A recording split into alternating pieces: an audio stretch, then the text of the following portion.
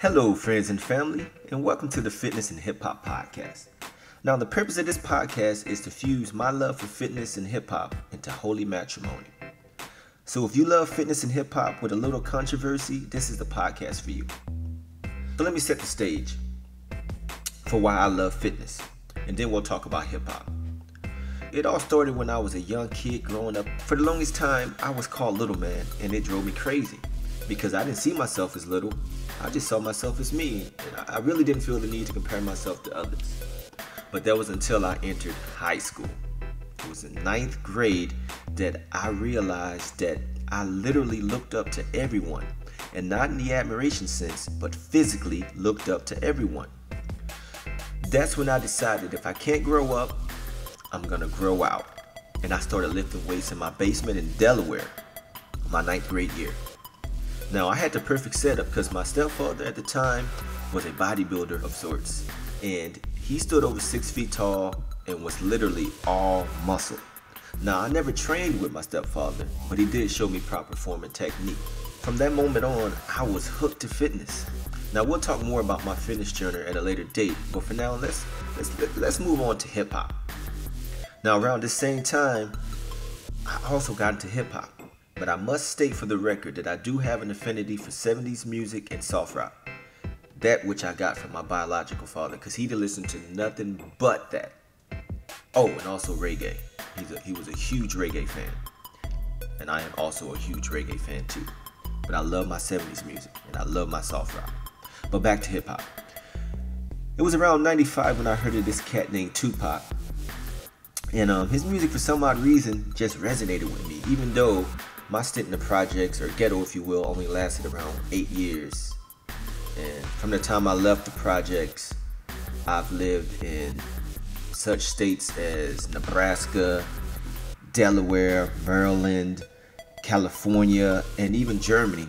And also, I have traveled all around Europe. But that didn't stop me from identifying with this larger-than-life deity, as I will call him at that time for me. It was then I started writing poetry, and I got into writing raps, and eventually led me to falling in love with hip hop. Now let's fast forward. I had my share of success musically upon entering the military. That's where I got my start. That's where I met producers. It was this one producer. He went by the name of Cutthroat. Me and this guy, we just clicked instantly. We were both little guys too, ironically. But man, this dude just had the most energy I've ever been around in a person. Like, he was just always ready to go, and he was a positive dude too, and he wasn't a negative person. Like, we didn't get into a lot of trouble. Yeah, we hit the clubs and we partied. He had kids. I think at the time, did I have kids? No, I didn't have kids at the time. I was still living in the dorms, and we formed this group. We was called what were we called? I know his record label, or his production label, was called Bomb Threat. I think it was Bomb Threat Records or Bomb Threat Productions, which he eventually had to change because, later on some people bombed a couple of places and buildings fell down. So that wasn't a good look, and a lot of labels wasn't trying to be involved with anyone that had a label named Bomb Threat. So he eventually changed it. But man, we had a lot of success. We recorded a lot of albums. We recorded a lot of songs. We did a lot of things around Wichita Falls. That's where I was stationed at. And now this is back in 99, 2000, around that time frame. And like I said, we had a lot going on musically. And I was enjoying myself. And like I said, also, I had my share of success.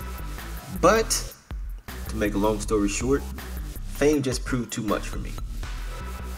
Now, I'll explain more about that because after leaving the military, I was still messing around with music, and actually really got pretty deep into it, to where I saw myself going to the next level, but just the fame alone was just too much for me. I'm the kind of person, I like to look ahead and see what I think the future is gonna be, and I didn't like it.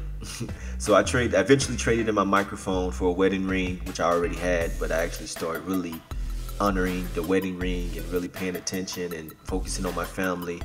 And that has proven to be the best decision I made to date, because me and my wife, we're still together, thank God, and my kids are growing up, and I'm actually in their lives, involved, and actually get to spend a lot of time with them. So had I stayed in the music lane, I don't think I would be married, and I probably would only have one kid.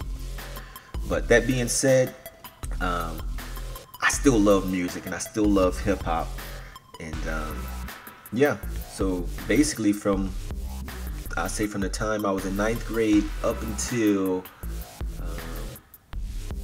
around 2003, 2004 maybe. Well, actually, even before then, my love for hip hop was already born and spreading and just growing and flourishing. But because of all that, that's why we have the Fitness and Hip Hop podcast right now. It was born because of the seeds that were planted before. And I'll get into more details later on. I don't want to bore you because I like to get my thoughts nice and clear and precise before I just start rambling, which I'm already rambling. So thank you guys for pulling the ramblings out of me. So that's why we have the Fitness and Hip Hop podcast. So stay tuned for the next episode, because I'm going to touch on the controversial topic of fitness supplements and why I think over 90% of the fitness supplements out are bullshit. And as you can see, I didn't say all fitness supplements were bullshit. I reserved a small percentage for my future fitness supplements, as well as possible sponsorships. Pure genius, I know. I'm out.